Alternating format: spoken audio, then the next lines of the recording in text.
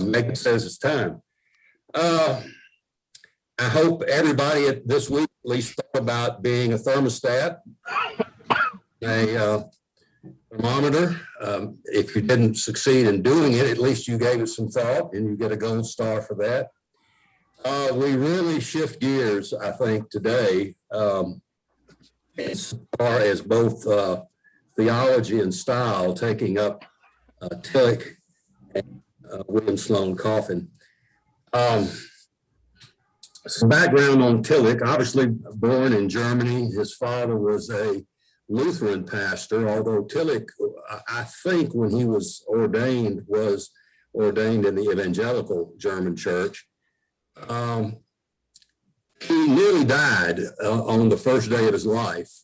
His father relates how they were terrified that his breathing was so weak and at times may have even stopped breathing, but he survived. It's been surmised that may account for Tillich's lifelong obsession and anxiety about his own death, whether that's true or not, whether he remembered that event. I doubt he did. Maybe he did. Or he was just told about it over and over again by his parents. For whatever reason, it was formative for him. He became interested in theology at a very early, as early as 8. He was disturbed by the thought of the infinite and how he just could not understand it, could not fathom it, was terrified by it in a way. You know, we can all think back. I don't know when I first understood something called infinity, but even today I struggle with it. You know, how far does it go? Where's the end of it? And there is no end of it. And we're finite creatures, and thinking about being infinite, there being something that's infinite is difficult for us. He was educated in German universities, began in Berlin. He was born outside of Berlin, and later finished his undergraduate work at the University of Halle, which I think is in Wittenberg. Anybody know? Some of you historians, I think it's in Wittenberg, where famous Lutheran song. He became a chaplain in World War I. And then afterwards, he had to decide whether he was going into pastoral ministry or going the academic route. And he decided on the latter. He was called to teach at Marburg, which he considered kind of a country town. It was, in his words, provincial. He looked down on it, I think, the whole time he was there, but eventually was called to teach at the University of Dresden and Leipzig, and then ended up in Germany teaching at the University of Frankfurt. He had a reputation that was kind of mixed. Amongst theologians, he was thought of as a philosopher, and amongst philosophers, he was thought of as a theologian. I'm not sure which he thought he was. I think he thought he was a theologian, but the other theologians weren't quite so sure about that. As the fascists were coming to power in Germany, he became very outspoken against fascism, very critical, and he drew a lot of attention from the Nazis, particularly for his defense of the Jews and his criticism of what the Nazis were doing with the Jews and to the Jews. He saw the whole movement as just being a disaster for Germany. And early on, he told his friends, this was in the very early 30s, he said, one day you will see sheep grazing in the Potsdamer Platz. I've not been to Berlin, but I understand Potsdamer Platz is one of the busiest squares in the city. And he had a dream in which he saw grass growing and sheep grazing in that formerly very busy city square. 15 years after that, after the D-Day invasion and the bombing of Berlin, he was amazed to see on the front page of the New York Times a photograph of Potsdamer Platz with sheep grazing there. So he had been prescient about what was going to happen. He wrote a highly critical book of the Nazis called The Socialist Decision. He advocated socialism as a counter to communism, but not National Socialism, obviously. That book was eventually burned by the Nazis, and he was suspended from teaching at the University of Frankfurt in 1933. Later, he bragged he was the first non-Jew professor to be dismissed. By this time, he had gained considerable notoriety, not only in Europe, but also in the United States. And unbeknownst to him, he had friends, let's say angels, who were working on his behalf in the persons of Henry Sloane Coffin and Reinhold Niebuhr, both of whom were at Union Seminary. Coffin was the president of the seminary. And they worked out an arrangement with Columbia University to bring him to New York to teach for a year, to get him out of Germany. He really didn't want to take that position. He wanted to stay in Germany and teach and oppose the Nazis, but both his wife and some of his good friends prevailed upon him and persuaded him to accept the position in New York City. He thought about as much of New York City from a distance as he had thought of Marburg. He thought of it as being a sort of boorish provincial place full of cowboys. I don't know where he got his impressions, but anyway, he really was reluctant to come to the United States. He considered the whole United States boorish and boorish at the time. But he agreed to take this fellowship. One of the conditions on it was that he learned to speak English. He had to lecture in English, and they gave him his first semester to learn English. He didn't have to teach at all, either at Columbia or at Union. He was just to work on his English. And when he got to New York, he fell in love with it. He was just amazed by New York City and just thought it was wonderful. He loved the vibrance of it. He loved the cultural activities. He fell in love with New York. And so he moved his line of provinciality to the Hudson River. Things west of the Hudson were considered provincial at that point, but New York City was just wonderful. He struggled with his language. For his entire career, he struggled with his language. Some of the American students said, they couldn't understand him. And there were some German students there at the time. They said, that's all right, we can't understand him either. I think they meant different things. One couldn't understand the language, the other couldn't understand the ideas. But he really didn't have a problem with it. Wilhelm Pauck, who is his biographer, tells a story that he was teaching a class one day, and he used the term Hegel leaves us in the lurch as to a particular issue. And he was so pleased that he had used that figure of speech correctly, used the idiom correctly. And he turned around and faced his students and saw they were kind of amused by it too. He was so proud of himself for doing this right. He said, you see, I keep my ear to the soil. So he knew some idioms, but some he just didn't know. He eventually left Union and Columbia after a considerable time there and went to Harvard to teach for a while and then ended his career at the University of Chicago. He traveled a lot, and for all of his criticism of America, once he began to travel and see the country, he became enamored of the whole country. He loved the people.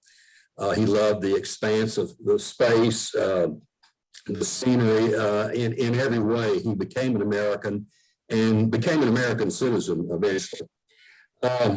He even, during the war, he helped other emigres, German emigres, to find work. It was very difficult for many of them to find work particularly difficult for some of the highly skilled people to find work, amazingly. And he worked strenuously to help Germans who came in during the war. It was a secret at the time, but he even worked for the American government. He recorded a series of messages that were, he didn't record them, he wrote them. Somebody else actually spoke them, but he wrote the messages that were used by the Voice of America and broadcast to the people of Germany during World War II. A total of 109 of those from 1942 to 1945. After his retirement, and before even years before his retirement, he had opportunities to travel all over the world. He went to the Middle East, he went to Israel, he even went to Japan. He was very attracted to the Japanese people and their culture and to Buddhist ideas. In fact, I've got a slide, Megan. He experienced Buddhist mysticism as being very similar to Christian mysticism. Would you put that slide up, Megan, number 1? Have you got it? Just a quotation from him making a comparison. And it shows he had become something of a universalist. I've got to get rid of this picture somehow. I can't read it. How do I get rid of me? Somehow, come on. I can't read my own quote because I can't get rid of my picture. One cannot divide the religion. Somebody else read it because I can't get it off of my. If one cannot divide the religions of mankind into one true and many false religions. Rather, one must subject all religions, including Christianity, to the ultimate criterion of a love which unconditionally affirms, judges, and receives the other person. I couldn't tell who read that. This shows his growth toward a kind of universalism in his religious ideas. There's something that's somewhat Augustinian about that in being inclusive. He goes beyond Augustine, I think.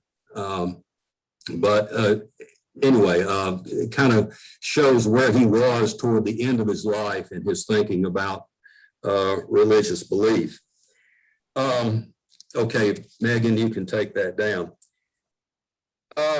That idea of theology, I guess, is a good entree to today's sermon, where he talks about sin and grace, quite obviously, and maybe, at least for some of us, talks about these things in a somewhat different way.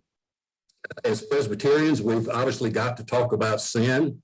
Sometimes we've talked about it too much at the expense of grace.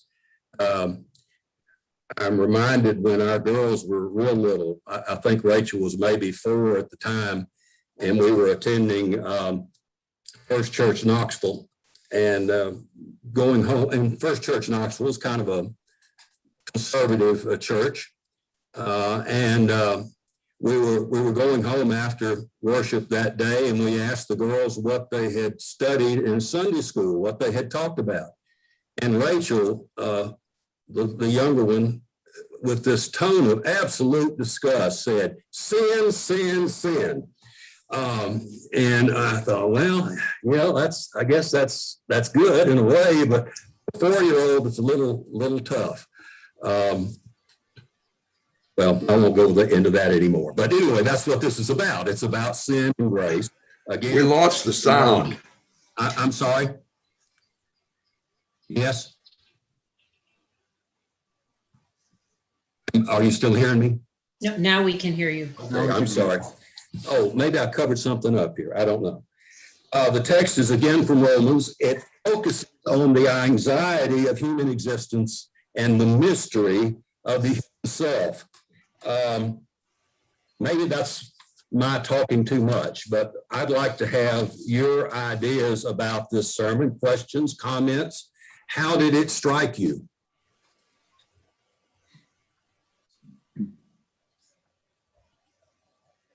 You didn't like it. Well, I didn't like it at all. You didn't? Okay, well, that's permissible, just why. Pardon me? Tell me why you didn't like it, or maybe just the whole thing. When I listen to a sermon or read a sermon, I want to take something away from it that's uplifting, and I just didn't find anything in it that was uplifting. I felt like I just didn't like it. Okay, well, that's fair comment, fair comment. And, you know, we said that early on that our judgments about sermons are highly subjective. And whether a sermon is a good sermon or a bad sermon is really in the ear and heart of the listener. How does it affect you? If it has an effect in your behavior, in your attitude about life, about yourself, about God, about others, in a positive way, you know, it's a successful sermon. If not, it's not going to be. And different sermons are going to speak to people very differently. Speaking as a preacher, I was always amazed on Sunday morning as people came out the door. I was always amazed at the difference that I would receive in the way of feedback, and particularly the difference between what I thought had happened. On a Sunday morning when I thought, oh, I really felt good about that. I had it all together. I had my ideas all strung out and good illustrations and so on, and people would come out and compliment me on the opening joke, and that was it. Or conversely, and more affirming, on days that I thought, oh, gee, I wish I'd stayed in bed this morning and not even come. And somebody would come out and say, you know, that was just the most wonderful sermon. I feel so much better. Or, you know, some comment like that. And I'm thinking, and, you know, you come to realize it's not the preacher and it's not the words. It's something in that space. I call it a holy space between the words that are coming out and the words that are being heard, and they're being transformed into something that is not even what I intended or anywhere close to it, but something that God intends that person to hear. You know, that's just the working of the Spirit. And what you're saying, Jane, is this one didn't work for you. and that's fine. All right, other comments? Yeah. I liked one part, especially. I liked where he focused on the separation from yourself from yourself. I thought I loved his emphasis on that. And then I liked his words where he says, thus, the state of our whole life is estrangement from others and ourselves, because we are estranged from the ground of our being, because we are estranged from the origin and aim of our life. And then that next sentence, we are separated from the mystery, the depth, and the greatness of our existence. So, man, that's pretty powerful that we're separate. I mean, that says such good things about us, the mystery, the depth, and the greatness of our existence. So I thought it was a really good framing. Backing up a little bit, back before you were reading, if good. Yeah, that's a good point. We'll talk some more about that. But notice what he says about the nature of sin. Sin. Separate.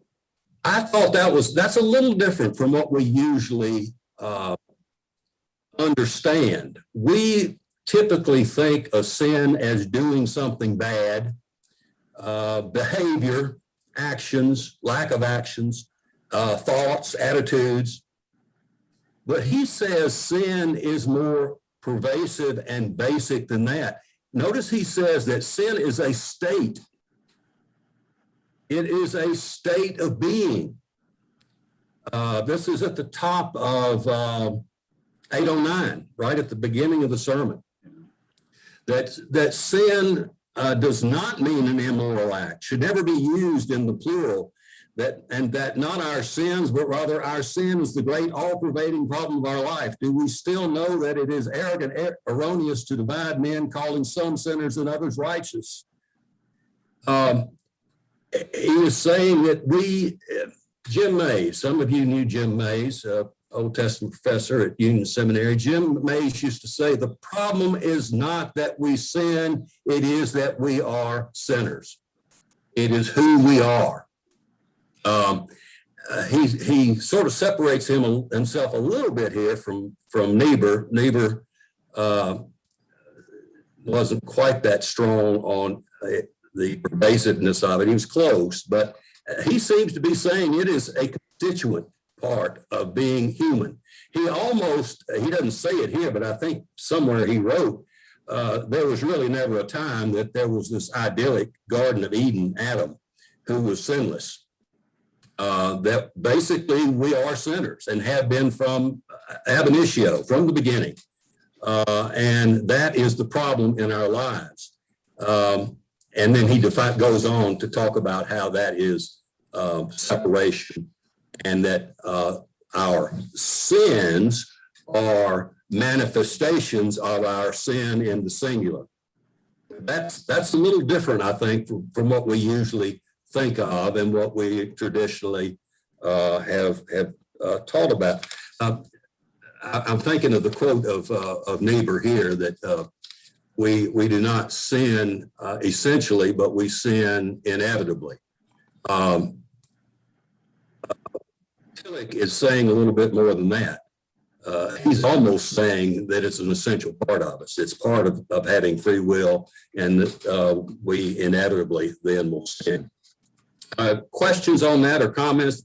Maybe I'm making too much of that, but that was the thing that struck me at the beginning that was really challenging. Bill, this is Lacey talking. Yeah. I've always, in recent years, wondered if there's not a different word that we can use for sin. It seems sort of archaic to me. Well, he talks about that actually. He says we can't substitute anything for it. I thought about the same thing, Lacey. I wondered if, as a matter of evangelism, if somehow sin has gotten worn out. People, you start talking about sin, and they're going to turn you off. Right. Turn you off. Say, I don't want to hear you. You're one of those nuts. And I thought about that, but you can't do it.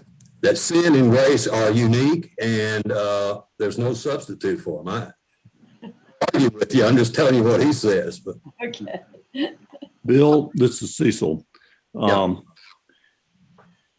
I agree with the point you were making about sins plural versus sins singular. I found that to be one of the distinguishing features of the sermon that I kept coming back to.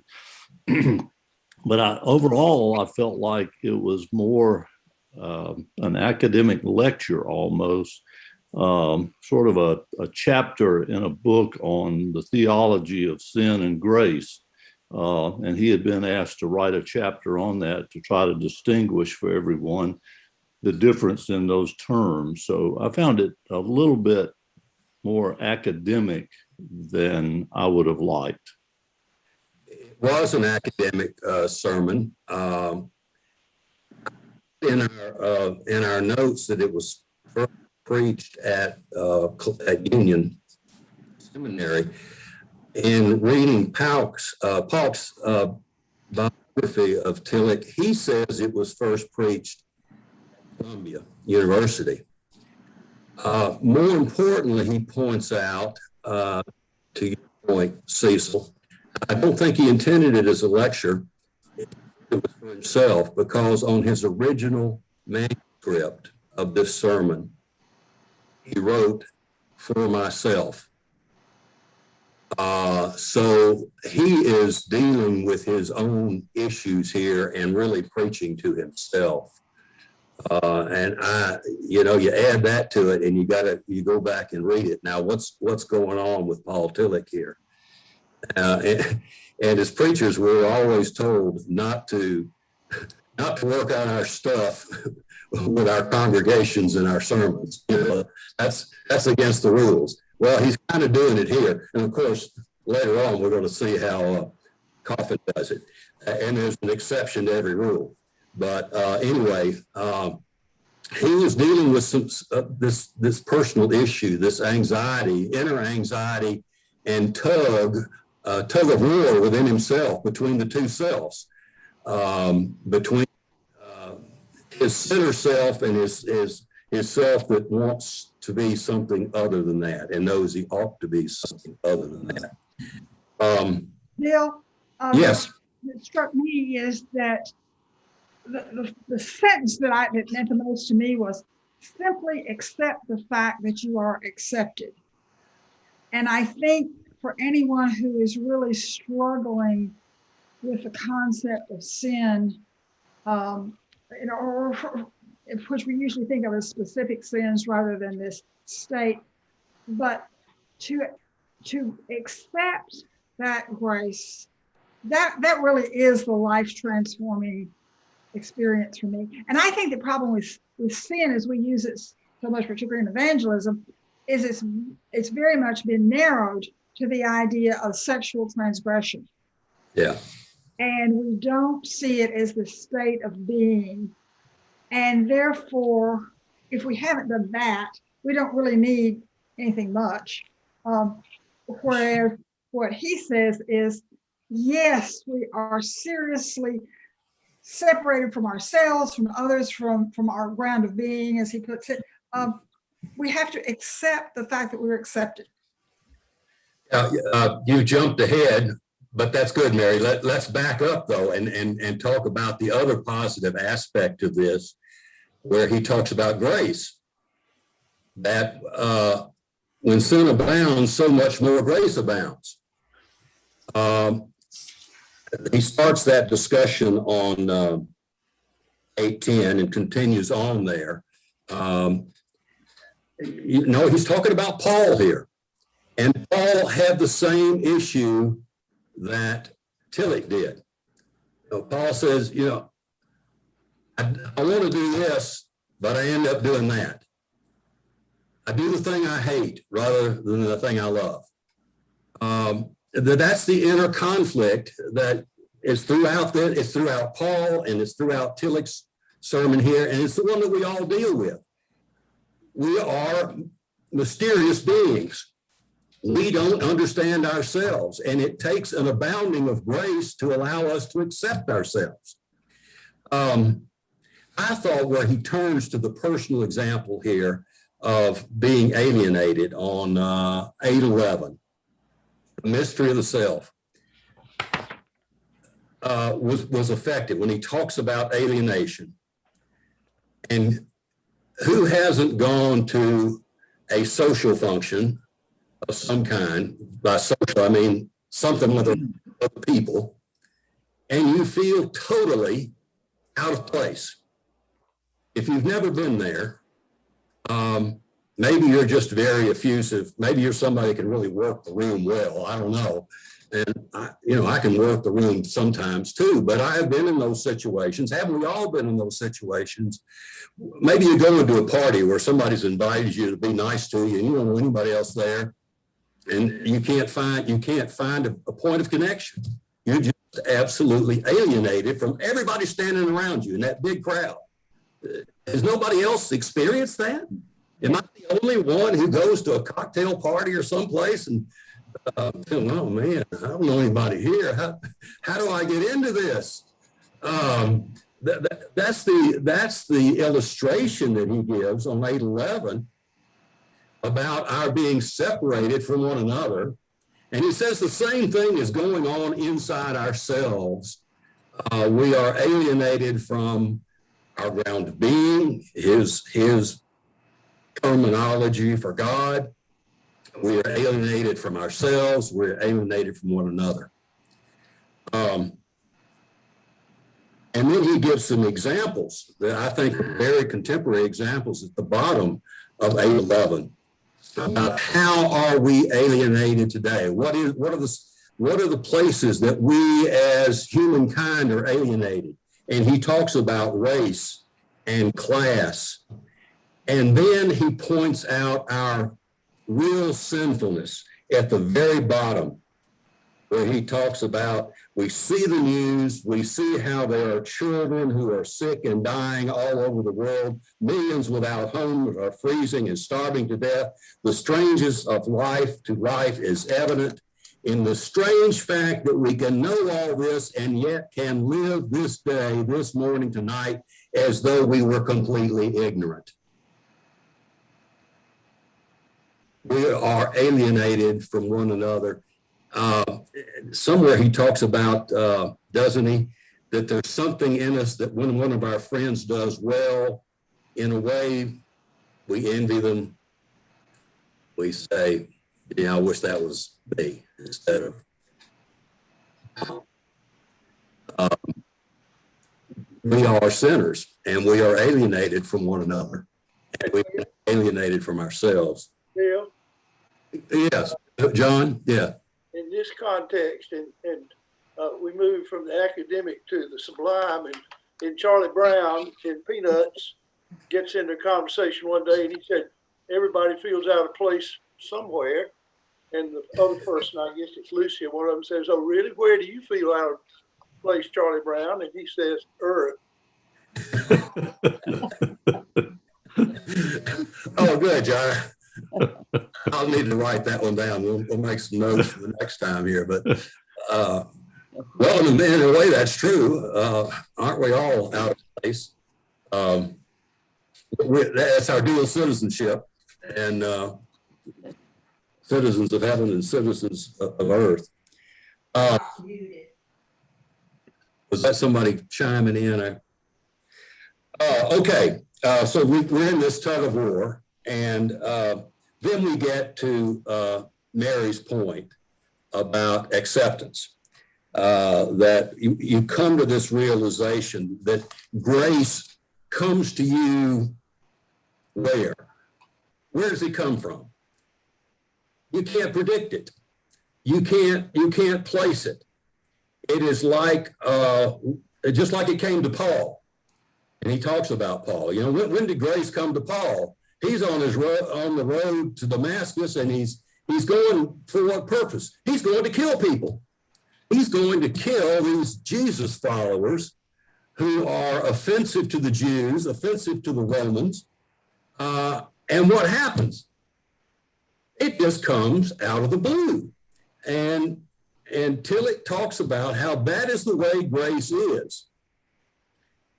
It's not something you necessarily pray for. It's not something you look for, but it comes to us at that darkest moment. And we see this in a little bit in a practical way when we get to Bill Coffin. It comes to us when we're really at the bottom, at the very darkest point. We are struck by grace. And we come to understand that we are accepted, and we are accepted by this divine ground of being who has approached us in this graceful way. You know, that's the point. That's the point of hope here. That is the salvation that he's getting to in talking about, with all my troubles of dealing with the inner conflict. And he really was a conflicted person. Early on, when he was talking with some of his fellow ministers in Germany, he says, you know, I may be too great a sinner to be a minister. He said, what do you mean? He said, well, I love drinking and dancing and women. And I'll tell you, it wasn't necessarily in that order. He was quite noted for his, let's say, bizarre ideas about marital fidelity.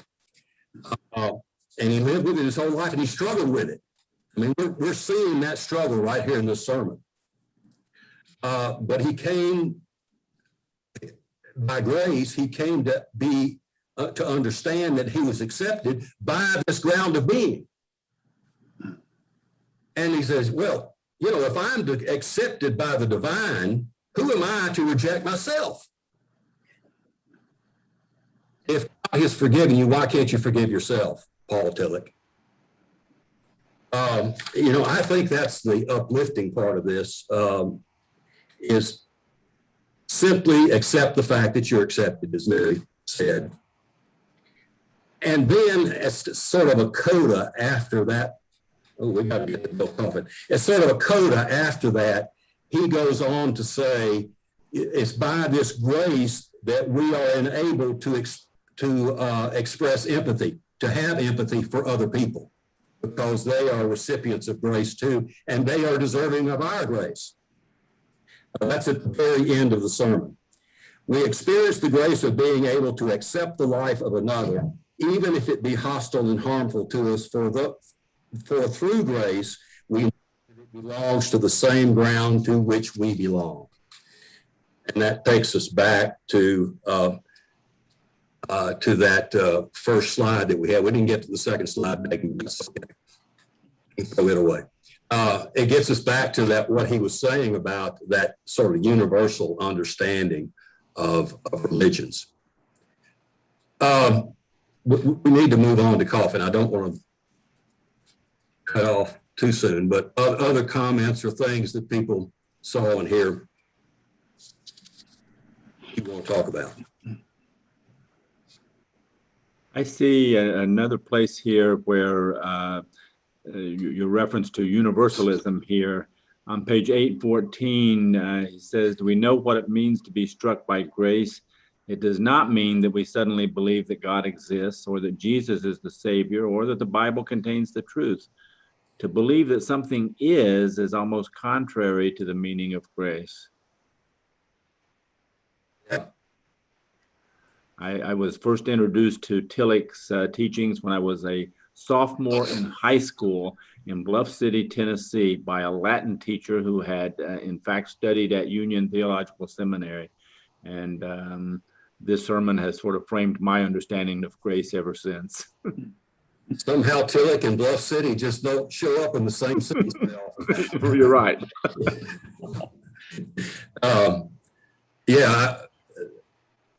My law partner in my earlier life had been a minister before he went to seminary. And he had been educated at Duke. I'm sorry, he'd been a minister before he went to law school. My corrector is saying my ear. Before he went to law school, he had been a minister. And we sort of did a role reversal. But anyway, he had gone to Duke, and he was just so impressed with Tillich. I love Tillich. And he never got me to read any of Tillich, though, Jesse, so you're ahead of me on that. Okay, well, let's get to this issue of the Kleenex sermon, as Pidge noted, or asked if there were Kleenex in the pews when this was preached.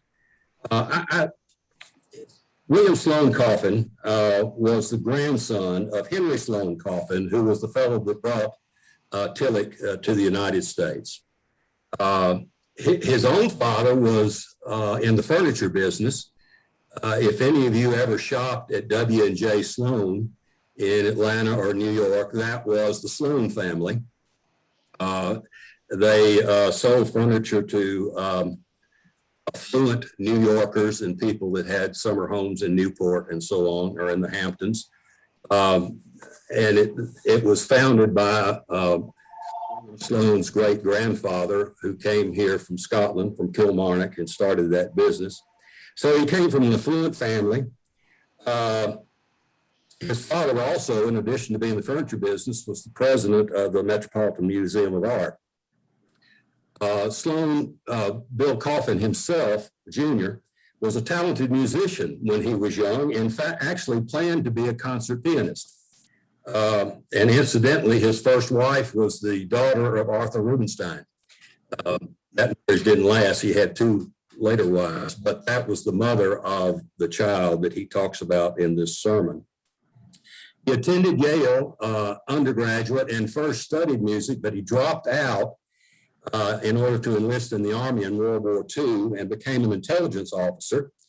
After the war, he returned to Yale and was a friend of George H.W. Bush and by then he'd kind of given up on being a concert pianist and went to Union Seminary, and then dropped out of Union Seminary in order to work for the CIA during the Korean War.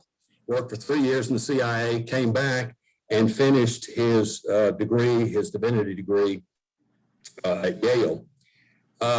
He wanted to fight communism. He became disillusioned with the United States government and what he learned in the CIA, particularly with respect to the government's action in overthrowing the democratically elected prime minister of Iran. And we know what problems that caused.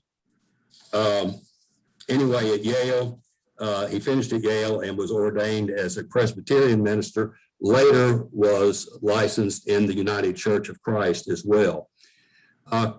Coming out of divinity school, he went to work as a college chaplain, first at Williams College and then went to Yale.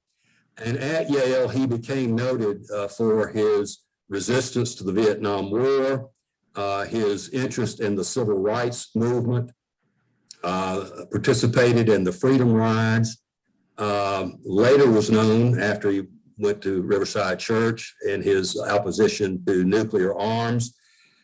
He was at Yale a long time, considerable reputation there in a positive way, and then went to Riverside Church for the rest of his career. This sermon is from Riverside, 1983. The context is just wrenchingly obvious. And when I read it, I thought how difficult it must have been to deliver this sermon about the death of his son. I never had to preach this sermon, thank God. I never came close to it, but I can't imagine it. But Coffin did it, and it is held up as one of his greatest sermons. And the other thing that's amazing about it to me is, maybe not amazing, uplifting, I suppose, is the way he wraps it up. The ending he puts to it. I just think that actually, if I were sitting there and hearing this sermon, this would be a moment of grace. Just the hearing of this sermon from the father of this son. I've said enough. Well, tell me what you thought of this.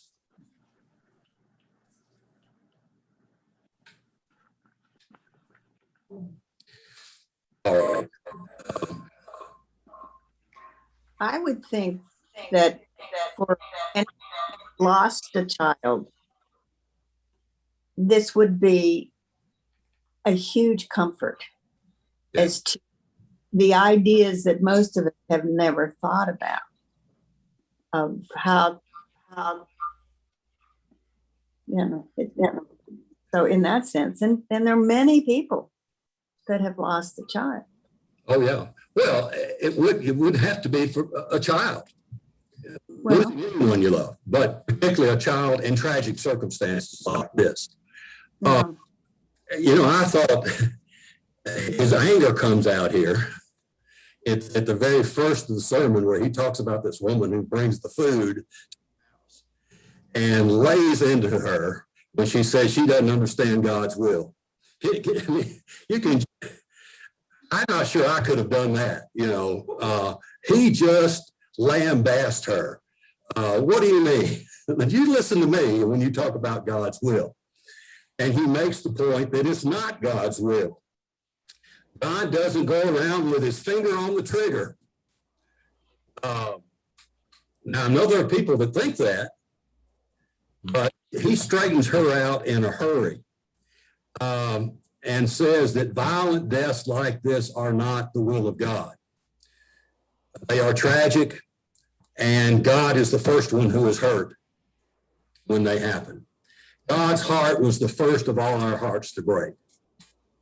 I think that is wonderful the way he treats that.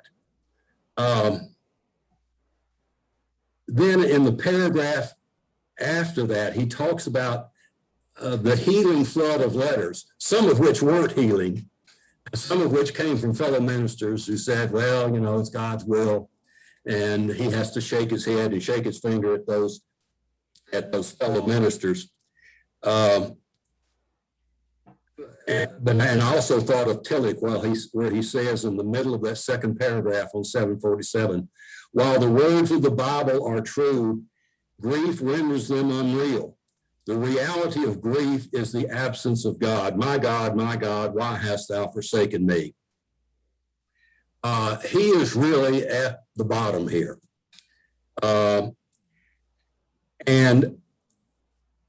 then he has this wonderful passage about people coming to your rescue. And I thought of, you know, that is the glory of the church, is the community of the faithful who close ranks when someone in the church needs them to close ranks and bring grace to them.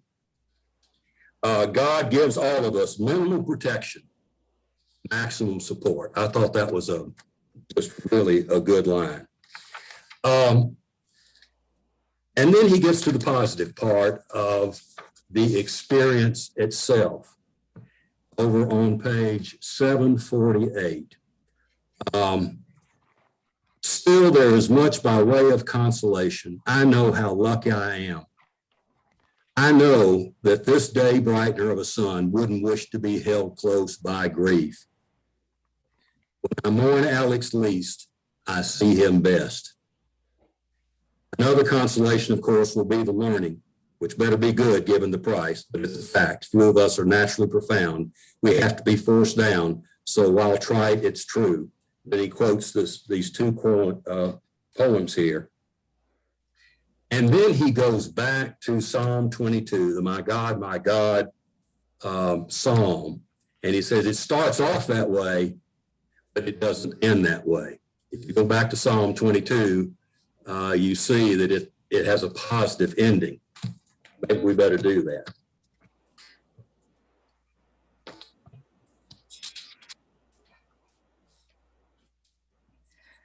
Bill, we talk about what we take away from sermons.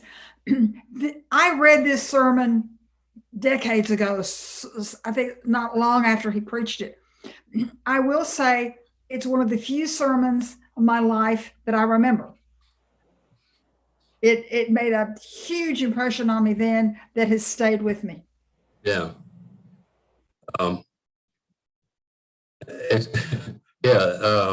I was going to say memorable sermons. How many do you remember?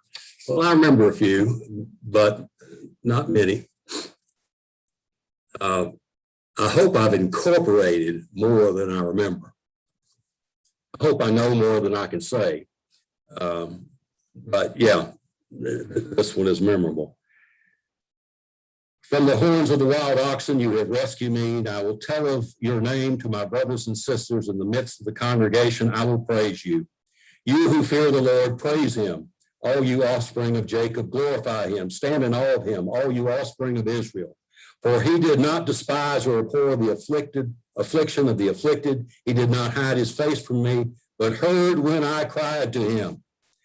From you comes my praise in the great congregation. My vows I will pay before those who fear him. The poor shall eat and be satisfied. Those who seek him shall praise the Lord. May your hearts live forever. All the ends of the earth shall remember and turn to the Lord. All the families of the nations shall worship before him. For dominion belongs to the Lord, and he rules over the nations. To him indeed shall all who sleep in the earth bow down. Before him shall bow all who go down to the dust, and I shall live for him. Posterity will serve him. Future generations will be told about the Lord and proclaim his deliverance to a people yet unborn, saying that he has done it. You know, that's the end of that my God sermon, from the depths to the heights of praise. Well, comments, questions? How do we put a bow on this and bring it to an end? Bill, this is Cecil again.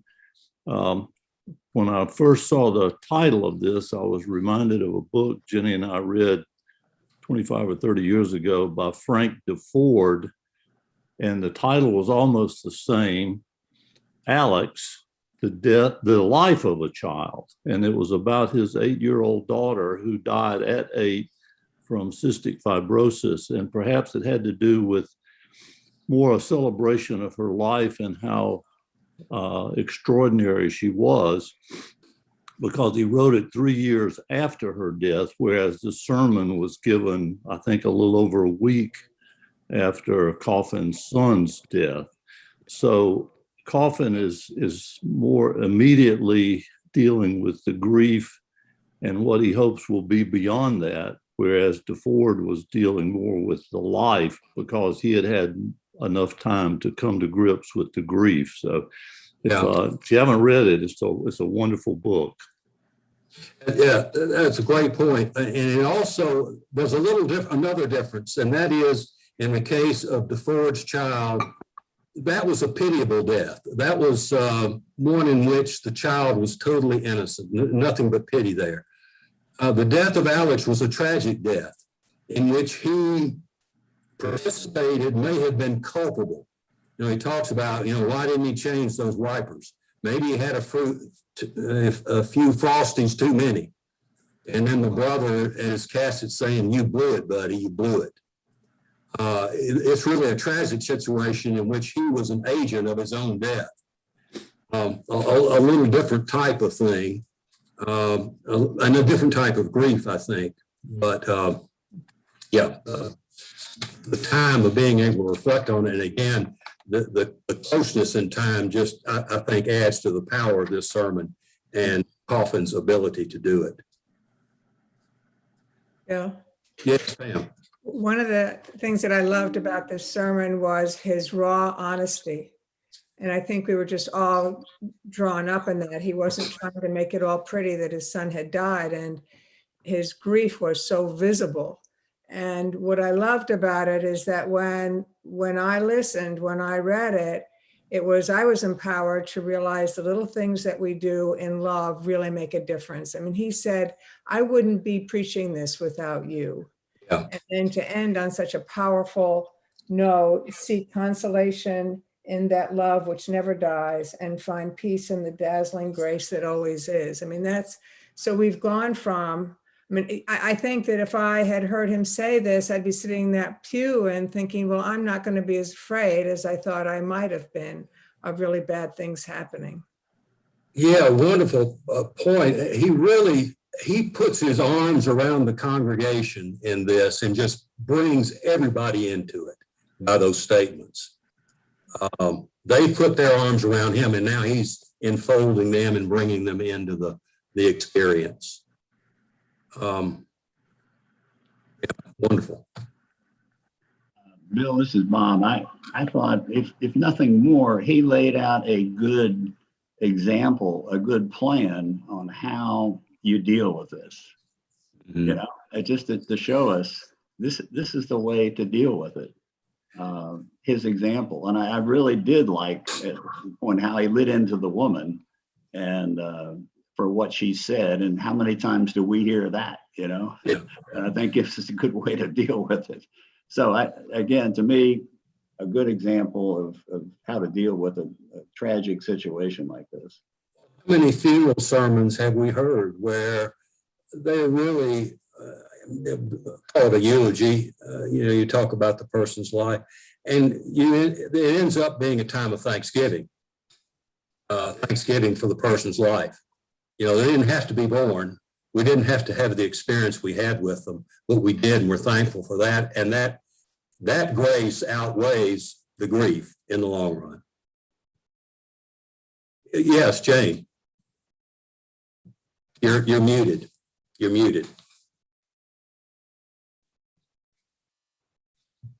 You're locked up. Still can't hear you. Megan, can you unmute her?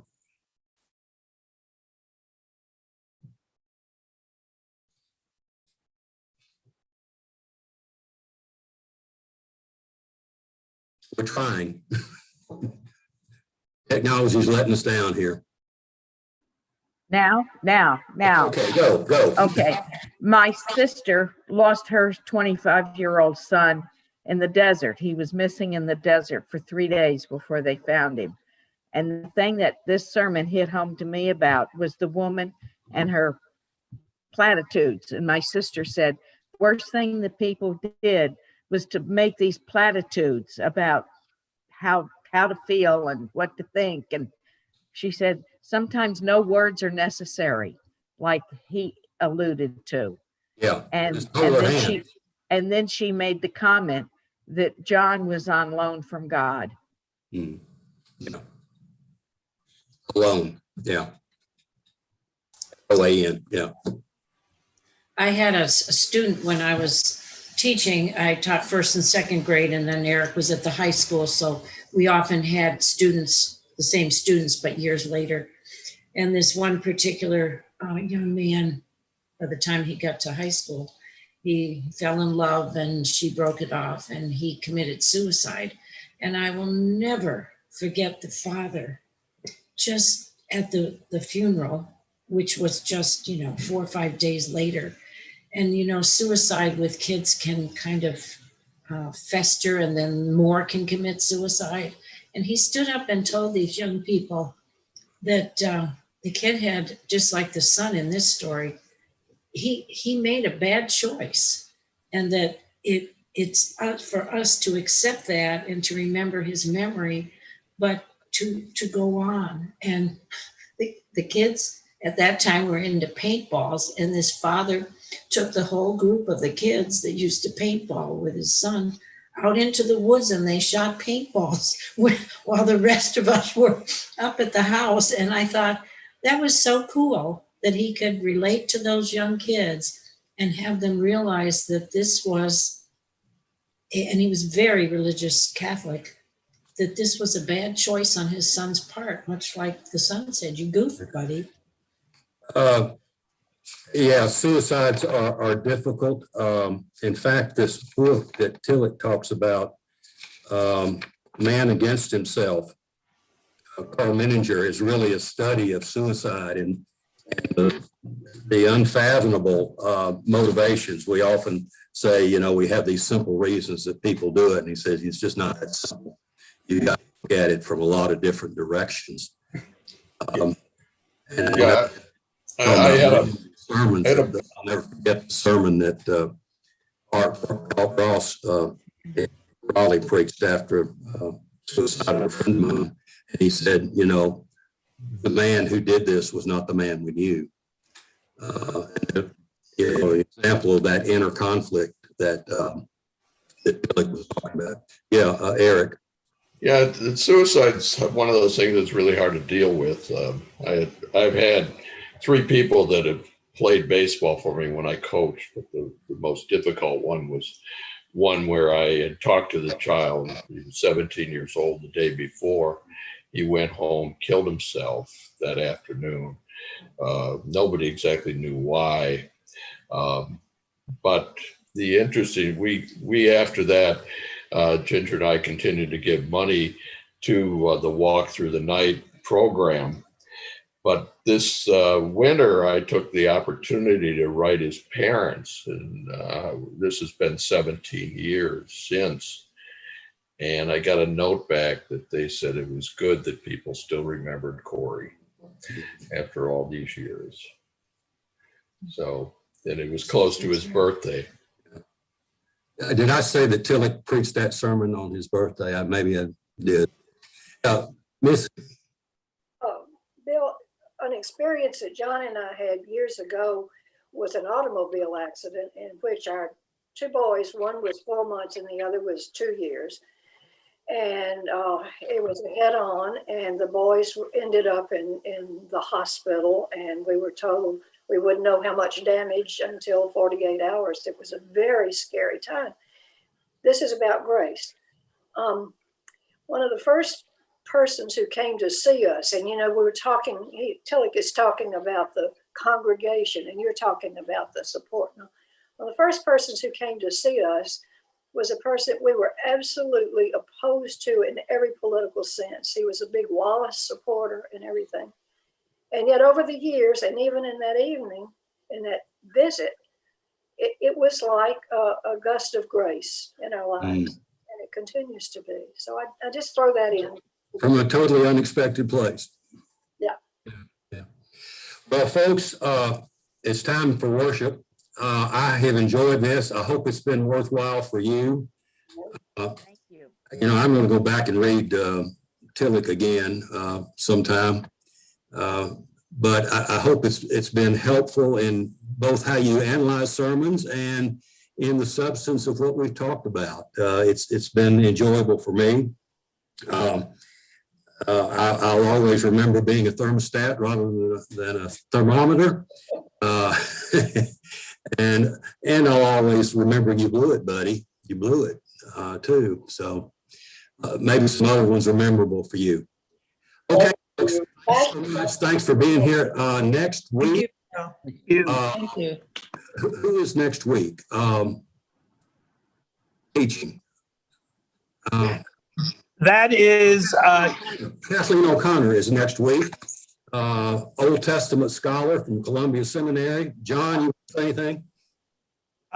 she will. She's expecting lots of participation and lots of dialogue with you all. So be prepared. The email that came out yesterday that has the Zoom link also has some information on the text she'll be looking at in Genesis if you want to read beforehand. I know you all do your homework for that. Okay, thanks so much, folks. Thanks, Bill. Thank you.